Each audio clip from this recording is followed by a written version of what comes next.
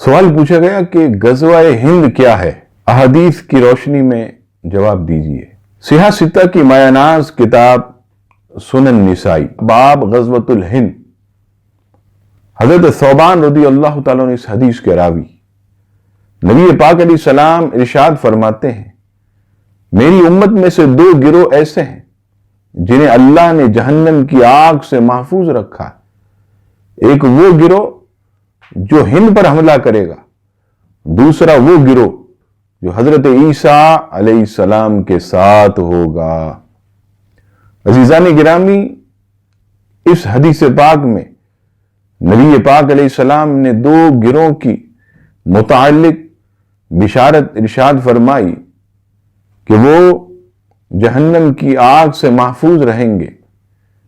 اب یہاں یاد رکھیے گا، اس فضیلت کو پانے کے لیے تحقیق کے مطابق ہند پر حملے کی جو سب سے پہلا آغاز ہوا وہ سیدنا فاروق اعظم نے کیا۔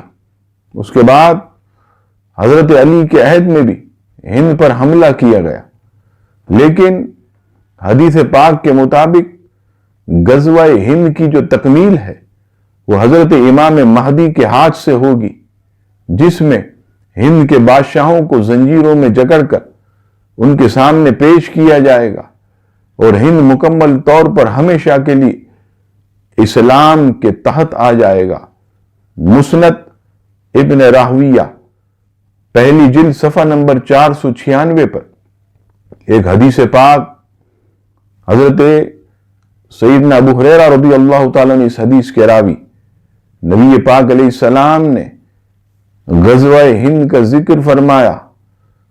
آپ صلی اللہ تعالی علیہ وسلم نے ارشاد فرمایا کہ ایک لشکر تمہارے لیے ضرور ہند پر حملہ کرے گا، اللہ ان کو فتح عطا فرمائے گا، یہاں تک کہ وہ سندھ کے بادشاہوں کو زنجیروں میں جکڑ کر لائیں گے۔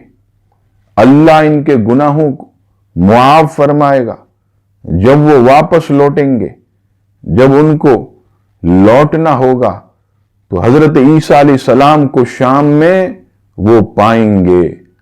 اس حدیث پاک سے بھی پتہ چلا کہ غزوہ ہند حضرت امام مہدی کے مبارک دور میں ہوگا، اور حضرت امام مہدی رضی اللہ تعالیٰ عنہ اس کام کو سر انجام دیں گے۔